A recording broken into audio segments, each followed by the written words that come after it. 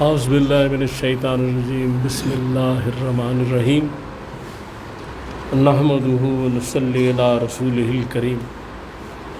انتہائی قابل احترام سامعین و حاضرین، مجھ سے اچھے لوگوں، السلام علیکم ورحمۃ اللہ وبرکاتہ۔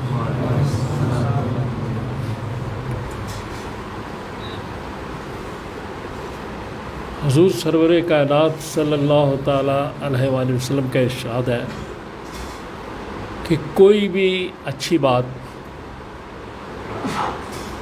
مومن کی میراث ہے، کہیں سے مل جائے۔ تو آج میں جو بات کرنا چاہتا ہوں، ایک بہت بڑے سائنسدان گزرے ہیں، ان کا نام آئنسٹائن تھا۔ انہوں نے ایک بات کی ہے، انگلش میں انہوں نے جو باتیں کی ہیں ان کا خلاصہ یہ ہے، لمبا چوڑا بیان ہے بہرحال، کہ اس کائنات جو ہے اس کے پیچھے کوئی بہت بڑا دماغ کام کر رہا ہے۔ اور پھر اس کے بعد انہوں نے ایک خاص جو بات کی ہے وہ یہ کی ہے کہ وہ جو دماغ ہے، ہستی ہے، یا ہم مسلمانوں کے لیے اللہ ہے، وہ کہتے ہیں کہ energizes us with faith whenever knowledge fails۔ بہت بڑی بات کی ہے کہ جب علوم کائنات ختم ہو جاتے ہیں، جب یہ عقل بے بس ہو جاتی ہے، تو پھر ایک خاص ہستی جو ہے وہ ہماری رہنمائی کرتی ہے، ہمیں راستہ دکھاتی ہے، ہمارے یقین کو مضبوط کرتی ہے، جیسے ہم کہہ لیں کہ ہمارے ایمان کو مضبوط کرتی ہے۔ تو یہ ساری بات کا مقصد یہ ہے کہ یہ جو کہہ رہے ہیں وہ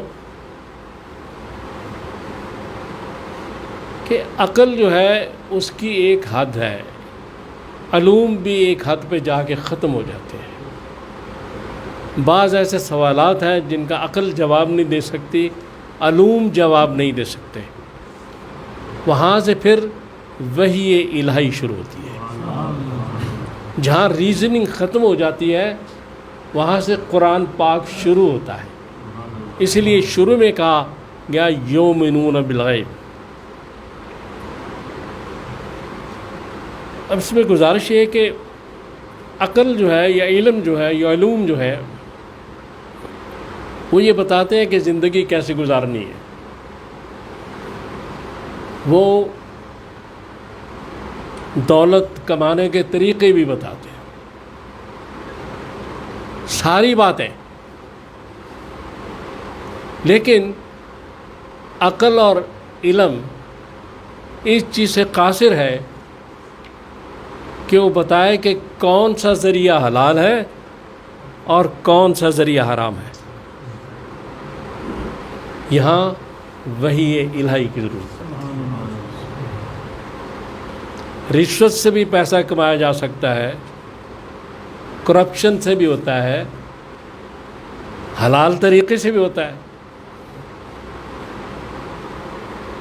قارون کے پاس بے پناہ دولت تھی، سورہ قصص کی آیت نمبر 76 کہ اس کے خزانے کی کنجیاں اونٹ اٹھاتے تھے، لیکن آخر کار اس کا مقدر ذلت اور رسوائی بنی۔ جو قرآن پاک سے ہٹ کے حرام طریقے سے کوئی شے بھی کی جائے گی اس کا انجام اچھا نہیں ہوتا، برا ہوتا ہے، یہاں بھی اور وہاں بھی۔ دوسری بات یہ ہے کہ یہ عقل طے نہیں کر سکتی علوم طے نہیں کر سکتے کہ نیکی کیا ہے، گناہ کیا ہے۔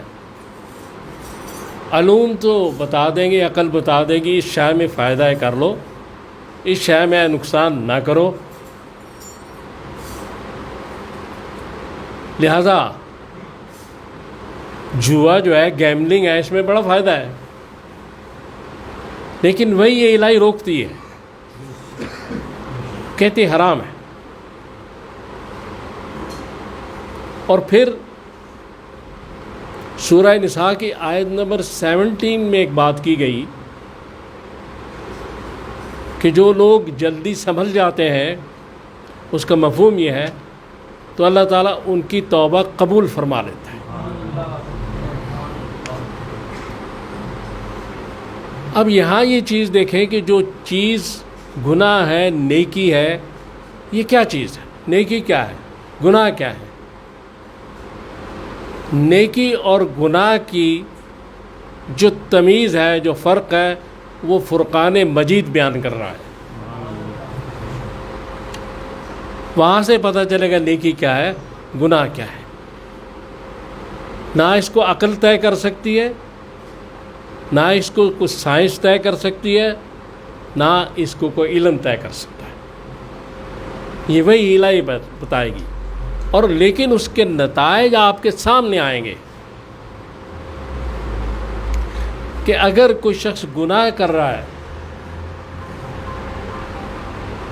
تو اس کی زندگی کیسی گزرتی ہے، اور نیکی کرنے والے کی زندگی کیسی گزرتی ہے۔ گناہ سے بے سکونی پیدا ہوتی ہے، دولت زیادہ ہو کم ہو سکون نہیں دے سکتی، نیکی سکون دیتی ہے، دولت کم ہو یا زیادہ ہو۔ لہذا یہاں بھی وہی الہی قرآن رہنمائی کرے گا کہ آپ وہ کام کریں جو خالق کائنات نے آپ کی اچھی زندگی کے لیے منتخب فرمایا ہے، تاکہ یہاں بھی اس کا فائدہ ہو اور وہاں بھی ہو۔ ربنا آتنا فی الدنیا حسنۃ وفی الآخرۃ حسنۃ وقنا عذاب النار۔ لیکن جو لوگ ان حدود کو کراس کرتے ہیں، جو ان لمٹس کو کراس کرتے ہیں،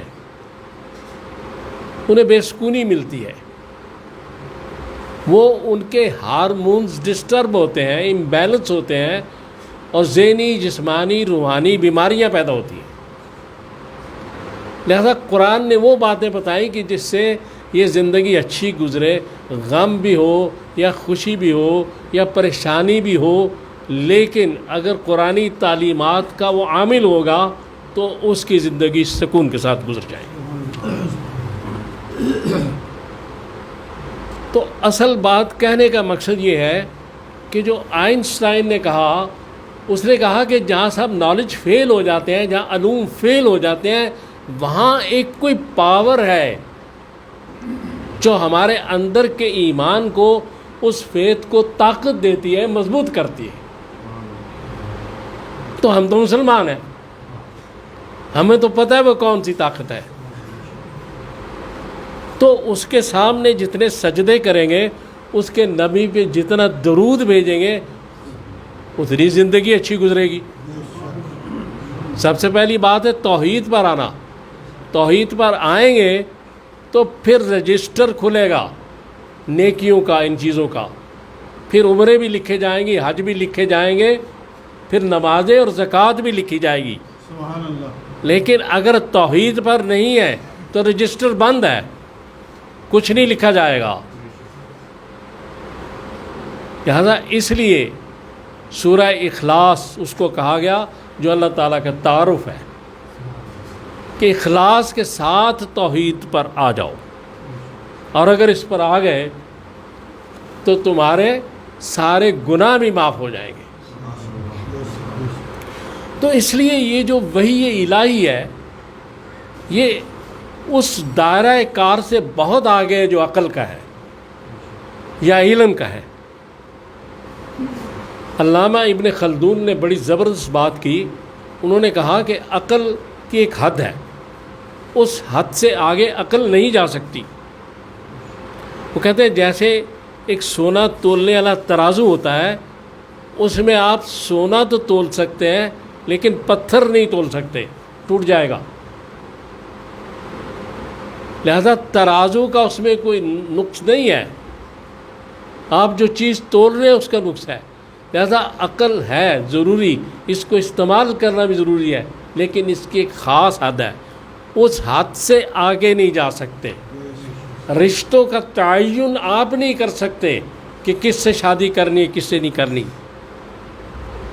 کاموں کا تعین آپ نہیں کر سکتے کہ کون سا نیک ہے کون سا برا ہے۔ رزق حلال اور حرام کے طریقے قرآن بتائے گا، یہ ساری چیزیں قرآن بتائے گا، یہ عقل اور علم نہیں، وہی یہ الہی بتائے گی۔ اور یہی وہ ایمان اور فیت ہے جو مسلمان کے اندر ہو، اگر وہ تو مسلمان نہیں تھا تو یہ پھر جو ایمان ہے مضبوط ہوتا جاتا ہے۔